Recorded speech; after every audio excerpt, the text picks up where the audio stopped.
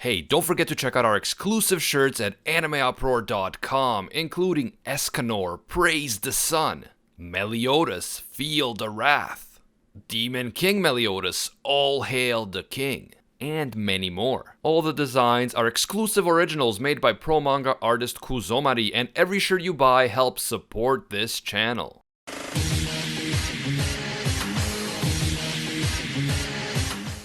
What is up, everybody? It's Animac here for AnimeUproar, and in this video we will be talking about the latest developments in the 7 Deadly Sins story. And let me say this right now, without any exaggeration, chapter 306 of the manga has given us some major historic developments in the story. After this chapter, things will never be the same again.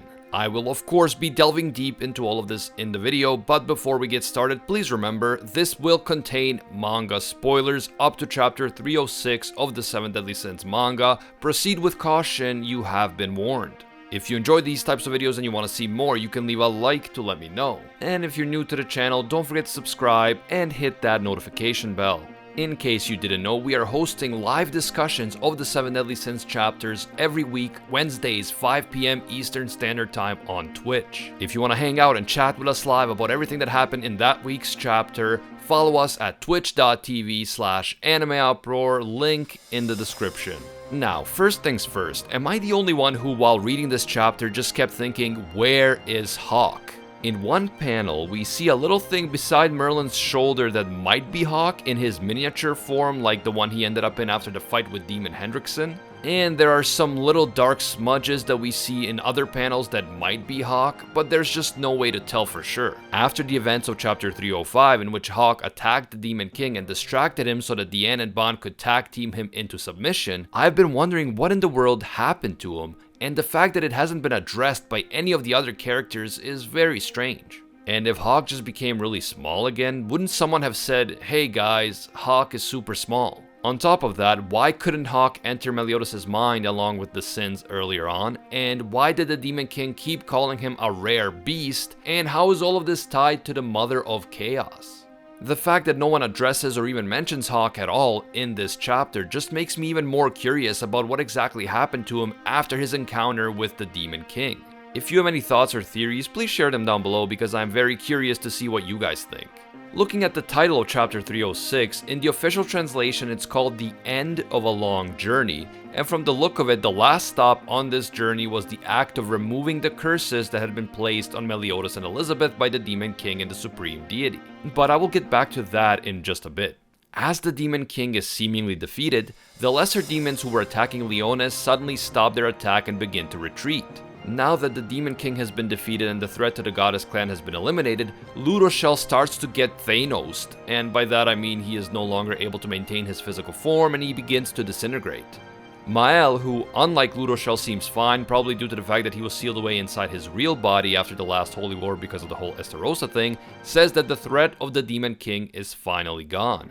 But Ludoshel says that this is naive, and he claims that the fact that the Demon King has been vanquished does not mean that the Holy War is over. Ludoshel calls this the first small step towards the goddesses and demons no longer hating each other and towards the Holy War ending for good. We see a lot of character growth in this chapter from Ludoshel.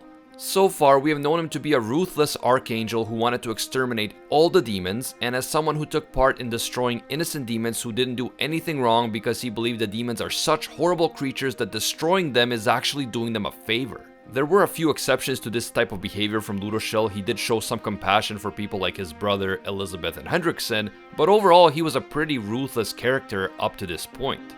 However, he now says that he is also sick of this meaningless holy war, and he appears to be happy that the goddesses and demons have finally taken this first step forward.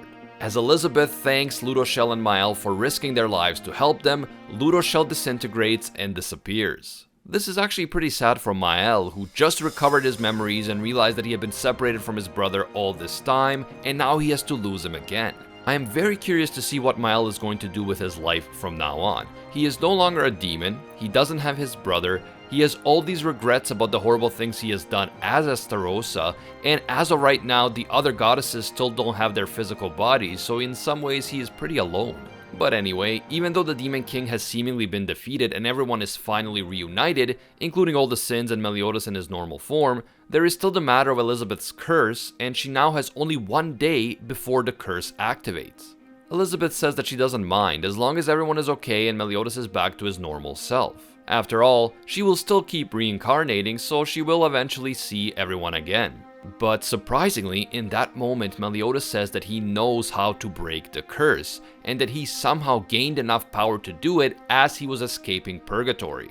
I am assuming that this is related to Meliodas' original power finally awakening, the same original power that the Demon King feared and that he referred to as the source of destruction. If Meliodas' original power is the source of destruction and it is tied to the idea of destroying, then it would make sense that curses are one of the things that this power can destroy. Merlin then casts a spell that reveals the curses affecting Meliodas and Elizabeth, and they take on a visible form. As the curses appear, Meliodas seemingly activates a new form, which appears very similar to the Demon King's form when he was in Meliodas' body, with the difference being that Meliodas is not in the adult form that the Demon King was in, but just looks like his normal self with some extra accessories. At this time, Meliodas and Elizabeth have a beautiful emotional moment where she asks him if he will still go on loving her forever even after the curses are broken.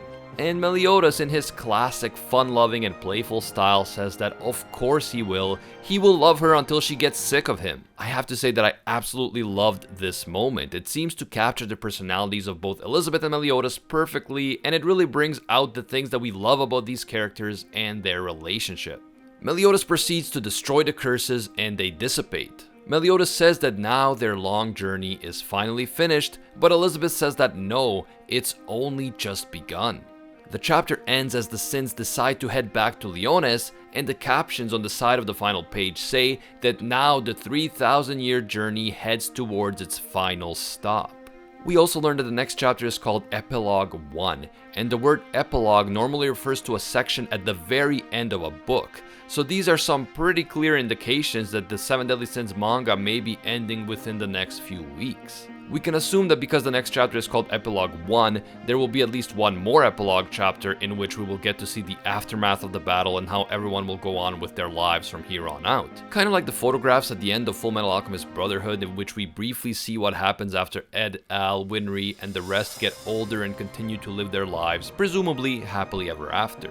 So, is this the end? Are we really just 2 or 3 chapters away from the end of the entire story? There are some unresolved questions in this chapter. Ludoshel says that this is only one small step towards ending the Holy War, implying that it isn't over yet, and Elizabeth says that this is just the beginning of their journey. We also don't know what's going on with Hawk, or the Supreme Deity, or the Mother of Chaos. But the fact that the next chapter is called Epilogue 1 clearly implies that the story is almost over, and now we're just going to see a brief afterword of what happens after the big battle against the Demon King. Is it possible that the brief statements by Ludoshel and Elizabeth were clues that even after this part of the story ends, the manga will keep going, or there will be a spin-off or a sequel / part 2 of the manga after a break, kind of like Naruto Part 2 aka Naruto Shippuden? Or were the words by Ludoshel and Elizabeth merely symbolic, referring to the fact that the lives and adventures of these characters will continue, but we won't get to see them because the main series is over? In the very last panel of the chapter, we see some very interesting lights, but we don't know if these lights are just supposed to represent a brighter future or stars in the sky, or maybe something more important, like for example the Celestial Realm opening and the Supreme Deity emerging just when it looked like everything else was resolved. But any ideas about these lights being more than just lights is only speculation at this point. Personally, I don't know what to think about the end of the series. The Seven Deadly Sins manga is definitely very successful, and it is consistently in the top 10 selling manga. And the fact that last year in 2018 we had both the season 2 of the anime come out and the Prisoners of the Sky movie indicates that the Seven Deadly Sins franchise is definitely profitable. The fact that the anime is distributed as a Netflix original outside of Japan is also a big deal, because Netflix has been investing increasingly large amounts of money into its anime properties. So money and profitability are definitely not the issue, and if the mangaka Nakaba Suzuki wanted to continue the Seven Deadly Sins, I am sure that he could do it without any problem. The only issue that I see is whether Nakaba Suzuki himself still wants to keep writing about the Seven Deadly Sins, or whether he wants to take a break or maybe move on to something else. Creative work is very challenging, and if artists are not in the right creative space to continue a work, the quality of that work is sure to suffer. So at the end of the day, it will be all up to the creator, Nakaba Suzuki himself, and that's the way it should be. Yes, we've grown to love these characters and this story, and there are many unsolved mysteries in the series that I would love to see explored for at least like 200 more chapters. But if the story does end now, I will still be content. Thanks to the 7 Deadly Sins, we've gotten to know some incredible characters like Bon, Meliodas, Escanor, Merlin, King, Zeldris, my girl Derriere, Hawk, and so many more. These last few arcs of the manga have been absolute fire. I've loved every second of it, and if it all ends on such a high note, then all I can say is thank you, Nakaba Suzuki, for all your hard work, thank you for all the memories, and I wish you all the best in all your future projects. And here at AnimeUproar, we will definitely be following all the latest updates about the 7 Deadly Sins and any future projects that Nakaba Suzuki might be involved in. As soon as we have confirmed news about either the 7 Deadly Sins anime or manga, we will inform you here on the channel. And if you want to be the first to know about any such news, like when we have an official confirmation for the release date of the new season of the anime, follow us on Twitter and Instagram at AnimeUproar. We will keep you posted about everything there. Let me know what you guys thought about chapter 306 and about where the story is heading now. Is it really over? And if so, how do you think it will end? Also, if the story doesn't end or there is some sort of spin-off or sequel, what do you think will be the plot line for this continuation? What new adventures will the Sins go on, and what potential future villains will they have to face? Give me your thoughts down in the comments below. I always love hearing from you. Also, what do you think about Meliodas' new form? Does this mean that he has become the new Demon King? Or is that just the manifestation of his original power? If you feel that videos like this one provide value for you and you want to support more, you can check out our Patreon. We recently revamped the whole thing. A big thank you to all of the patrons supporting us right now, including our Pro Hero tier patrons, the one and only Gilgamesh and Keelan, and also our The One tier patrons, the ones who stand above all clans, including Ace 17 FFDP, Lil Lady KD, and Maddie Mac 239. Even donating a single dollar will give you access to our special patron-only Discord, and you will see your name appear in our videos. So please, if you're interested, check us out, link in the description. As always, thank you guys so much for watching, and until next time, see ya, Space Cowboys.